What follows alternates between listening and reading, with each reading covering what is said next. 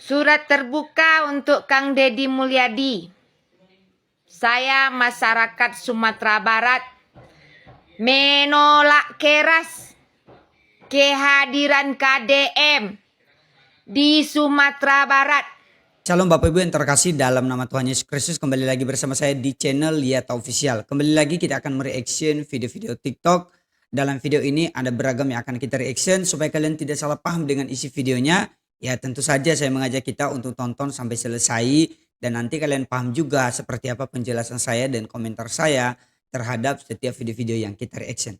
Oke, langsung aja kita ke video-videonya. Tuhan pasti yang terbaik, walau kadang tak mudah dimengerti. Lewati cobaan, ku tetap percaya waktu Tuhan pasti yang terbaik. Terima kasih orang-orang baikku, kawanku yang ada di TikTok. Jangan lupa doakan kami Muara Nauli, ya kawan. Orang Muara Nauli, ya orang baikku. Terima kasih yang sudah tetek layar. Inilah kawan kami ya, yang dibawa bantuan sama kami, yang dikunjung kampung kami orang baikku. Ya kita sehat-sehat, sebentar lagi kita yang Marnatal, yang kita tahun baru ya kawanku, sehat-sehat panjang umur. Tapi aku lain ya opung gaul ya kawanku, opung gaul, inilah kami opung gaul ya kawanku. Dari video yang pertama ini memang sebenarnya sungguh terharu ya. Dia menyanyikan lagu ini dan dengan lagu ini dia menyampaikan isi hatinya karena mereka, wah luar biasa lah. Perjuangan mereka di dalam bencana ya ngeri dan luar biasa juga, luar biasa perjuangan mereka sehingga mereka pun bisa sampai ada, dan tentu itu karena kemurahan Tuhan juga. Dan ya kita berdoakan terus supaya mereka juga di sana, mereka menjadi korban, mereka yang mungkin ada keluarga yang hilang dan belum ditemukan, ya kita terus berdoa ya. Supaya juga saluran-saluran berkat untuk mereka, saluran bantuan lewat siapapun dan lewat yayasan apapun, supaya segera gitu. Dan nggak ada lagi yang istilah-istilah korupsi ya, supaya betul-betul murni sampai ke mereka dan mereka bisa menikmati bantuan-bantuan yang memang disalurkan. Kita lanjut pada video berikutnya. Jambi. Apa ini? Atas nama Amang ngomong dia oke. Kamu kenapa? Sakit perut. Hah? Perut. Perut. Tutup. Hadirat urapan kuasa Tuhan bekerja. Perutnya sembuh. Saya urapi ya. Terima penuh. Shh, penuh. Nah, sekarang perutmu uji. Perutnya. Sekarang diuji. Hah? Hah? Enggak lagi. Ya. Oke, kamu Kristen? Islam. Oh, Islam. Oke ya. Kaki pak. Kaki kenapa? Lutut. Lutut kenapa? Sakit. Ah, sakit apa?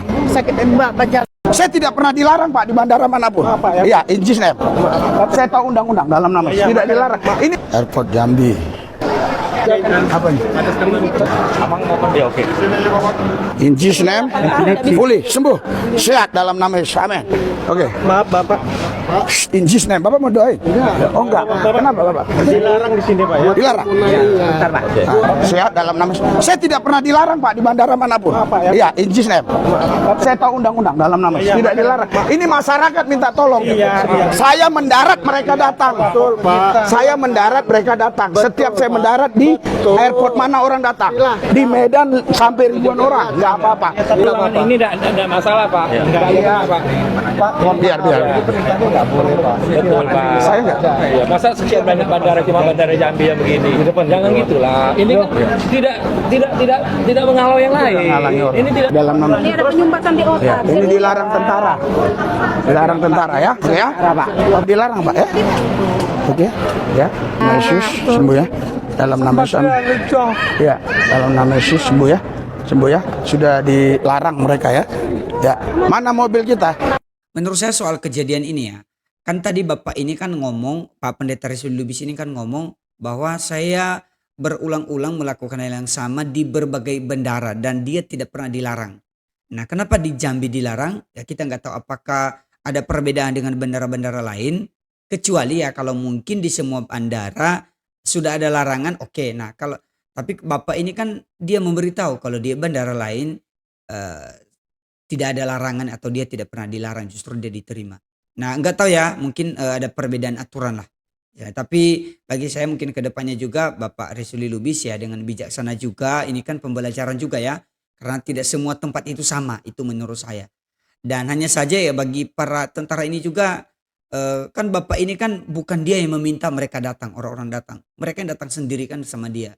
Karena mereka sudah kan memantau beliau ini, di mana dia berada. Di sisi dari, karena ada yang berkomentar ya, ini nggak benar dan lain-lain, kenapa nggak ke rumah sakit aja. Maksud saya gini, tidak semua orang itu mengalami mukjizat, tidak semua orang itu mengalami kesembuhan yang sama. Jadi bagi saya soal Tuhan itu bukan masalah diuji. Tapi kalau memang di saat itu dia sembuh ya sembuh gitu.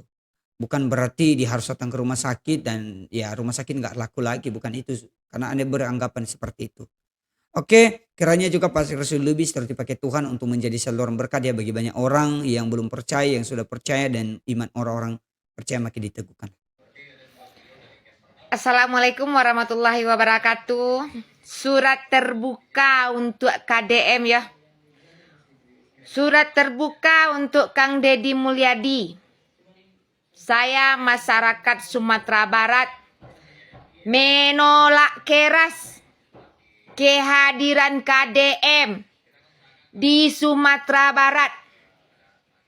KDM datang ke Sumatera Barat mengantarkan 6 miliar bantuan untuk Sumatera Barat. Saya sendiri menolak keras kehadiran Bapak KDM ke tempat kami di Sumatera Barat. Karena KDM telah membuat kami jatuh. KDM telah membuat kami warga Sumatera Barat jatuh.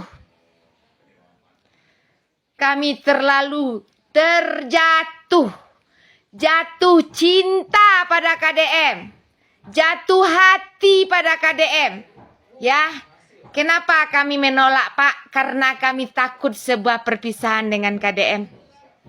Seorang pemimpin Jawa Barat yang sangat mempunyai hati yang sangat mulia. KDM telah hadir di tengah-tengah masyarakat Sumatera, memberikan obat batin yang sangat dinantikan oleh warga-warga kita yang kena bencana. KDM, kami warga Sumatera Barat, mengucapkan ribuan terima kasih kepada KDM yang telah meringankan beban saudara-saudara kami yang ada di Sumatera. Alhamdulillah ya Allah, Engkau telah menitipkan seorang pimpinan di Jawa Barat yang mempunyai hati, yang mempunyai jiwa yang sangat lembut. Berikan beliau rezeki yang berlimpah ruah ya Allah. Berikan KDM rezeki yang berkah ya Allah. Berikan KDM umur yang panjang ya Allah. Hanya doa yang bisa kami berikan dari Sumatera Barat untuk KDM. Tetap menjadi pemimpin yang terbaik. Tetap menjadi orang yang rendah hati KDM. Saya sih sebenarnya kepengen ketemu ya KDM. Cuman belum ada waktu ya kita untuk berjumpa. KDM I love you full dari kami warga Sumatera Barat ya KDM. Terima kasih banyak atas bantuannya untuk kami orang yang ada di Sumatera yang kena bencana. Assalamualaikum, salam rindu KDM. Mudah-mudahan suatu saat kita bisa berjumpa. Awalnya tadi saya bilang, waduh ibu ini kok agak lain. Tapi endingnya dia jatuh cinta sama KDM gitu loh guys. Tapi akhirnya karena dia melihat KDM itu betul-betul datang langsung dan juga melihat mereka di sana. Dan ya jatuh cinta lah mereka. Jatuh hati mereka sama KDM. Luar biasa ibu. Walaupun sudah sempat membuat marah. Dan komen-komentarnya pun, waduh ibu hampir saya marah. Tapi ternyata endingnya enggak seperti itu. Makanya kita netizen biasa untuk menonton sampai selesai supaya tidak salah paham juga. Sama kalian dengan menonton video ini ya. Rencana renovasi Gereja Paroki Santo Vincentius A. Paulo Gunung Putri Kabupaten Bogor ditolak Ormas Badan Pengembangan dan Pemberdayaan Umat Islam atau BP2UI. Mereka menggelar aksi penolakan di depan gereja pada 6 Desember lalu. Mereka menuding keberadaan gereja itu ilegal. Masa membawa spanduk dengan tulisan seperti tutup dan bongkar gereja ilegal dan gereja pemanipulasi aturan. Bahkan ada narasi yang menyerang gereja dengan tudingan pengkhianat umat dan pemecah belah masyarakat. BP2UI menilai renovasi dilakukan tanpa koordinasi dengan warga sekitar. Mereka juga mengklaim gereja belum memiliki izin mendirikan bangunan atau IMB. Ketua BP2UI Anhari Sultoni menyebut, pembangunan rumah ibadah harus patuh pada prosedur perizinan. Menurutnya, selama izin dianggap belum terbit, kegiatan pembangunan nggak boleh dilakukan. BP2UI menyatakan akan terus mengawal kasus ini. Bahkan mereka berencana membawa persoalan ini ke PT UN. Tapi, kata Kepala Kantor Kemenak Kabupaten Bogor, Ahmad Syukri, izin gereja tuh udah lengkap. Ia bilang IMB gereja tuh udah terbit dari 21 Desember 2000. Secara hukum dan administratif, keberadaan gereja dinyatakan sah. Ahmad menyayangkan masih adanya aksi unjuk rasa. Terlebih, persoalan ini tuh udah dibahas dalam rapat resmi di Kesbangpol Kabupaten Bogor pada 17 November 2025. Rapat itu juga dihadiri perwakilan masa penolak. Hasilnya jelas, izin gereja dinyatakan lengkap dan gak bermasalah. Sikap intoleransi terhadap keberadaan gereja udah berulang kali terjadi di berbagai daerah, terutama di Jawa Barat. Rumah doa Gereja Kristen Immanuel di Garut contohnya. Tempat ibadah itu ditutup paksa karena dinilai belum berizin lengkap. Padahal rumah doa tersebut berdiri sejak 2010 tanpa konflik. Akibat penutupan, jemaat harus beribadah jauh keluar kota hingga berjam-jam. Kasus lain yang menonjol adalah HKBP Philadelphia di Bekasi. Gereja ini tuh punya tanah, sertifikat, bahkan menang gugatan hukum hingga inkrah. Namun jemaatnya tetap dilarang beribadah di bangunan sendiri. Mereka terpaksa beribadah di jalanan, kolong tol, sampai balai desa. Alasan yang digunakan tetap sama, yaitu perizinan. Tapi di luar isu tekanan massa intoleran atas dalih perizinan, isu lain adalah sikap aparat negara. Dalam banyak kasus, justru Kemenak wilayah dan pemerintah daerah memihak massa intoleran dan mengorbankan kelompok agama minoritas. Misalnya nih, kasus penolakan pembangunan Toraja Christian Church atau Gereja Toraja di Samarinda, Kalimantan Timur. Kemenak Kota Samarinda tuh nolak keluarin rekomendasi tertulis yang jadi syarat penting dalam pendirian rumah ibadah. Juga Kemenak Kota Cilegon yang gak kasih rekomendasi pendirian gereja HKBP Maranatha Cilegon dari tahun 2022 sampai 2023. Alasan mereka, sikap mereka itu sesuai aspirasi umat dan untuk menghindari potensi konflik sosial. Dalam beberapa kasus penutupan gereja di Aceh Singkil, Kemenak Kabupaten gak hanya mengetahui, tapi juga ikut dalam forum-forum keputusan daerah yang menyepakati pembatasan atau penutupan gereja. Apa yang dilakukan Kemenak wilayah Bogor patut diacungi jempol. Mereka nggak takut apalagi berpihak sama tekanan dari massa intoleran. Mereka justru berpihak pada konstitusi, hukum, dan hak warga negara.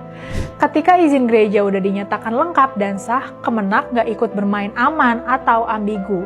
Mereka tegas bilang pembangunan gereja itu legal.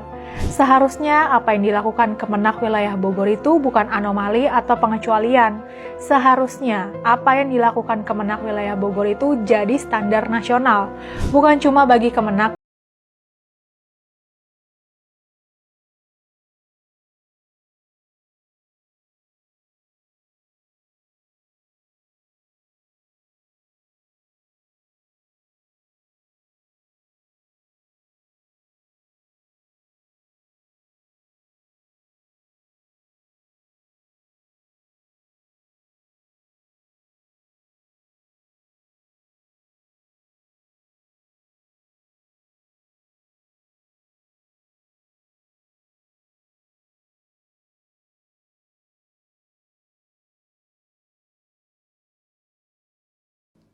Ini sama dengan video yang saya reaction kemarin itu, dua video sebelumnya saya sudah reaction ini.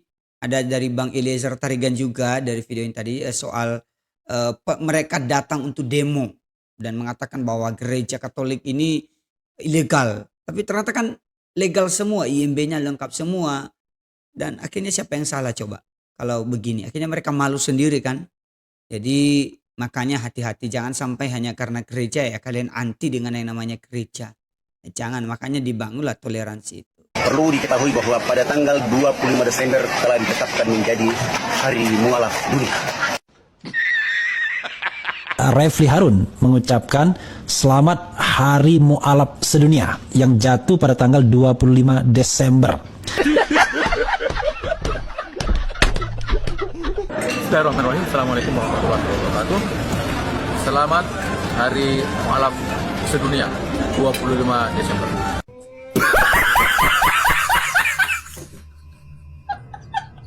Saya mengapresiasi, bravo kepada semua aktivis muslim yang akan menjadikan tanggal 25 Desember Hari Mu'alaf Sedunia. Saya Muhammad Al-Khattab, Sekjen Forum Umat Islam FUI, mendukung gagasan Prakarsa menjadikan tanggal 25 Desember sebagai Hari Mu'alaf Sedunia. Selamat Hari Mu'alaf Sedunia. Mudah-mudahan menjadi kekuatan besar bagi perjuangan Islam. Terima kasih, saya Munzir Tumorang.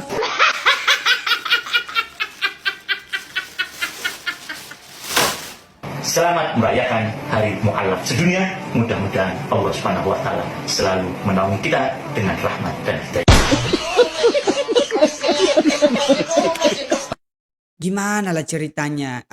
Emang benar ya bahwa ini Hari Mu'alaf sedunia ya, sedunia bukan se-Indonesia, sedunia. Apa betul?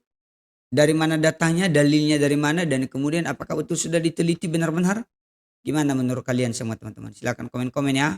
Hari ini menghadiri Natal bersama Gereja Tiberias, hampir dihadiri 100.000 orang.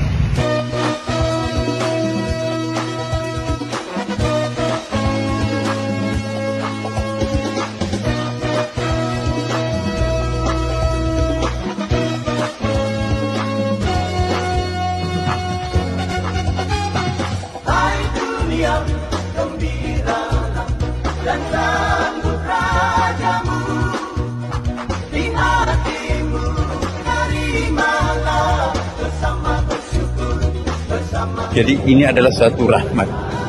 Jadi ternyata perbedaan itu adalah konfigurasi yang sangat dahsyat untuk kita syukuri.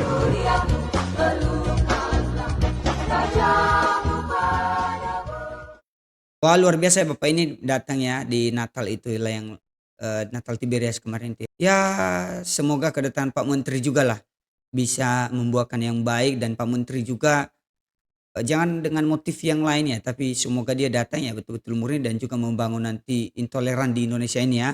Jangan sampai terulang lagi perusakan rumah ibadah, jangan sampai lagi terulang penolakan tempat ibadah gitu ya. Jangan sampai nanti hanya salah paham.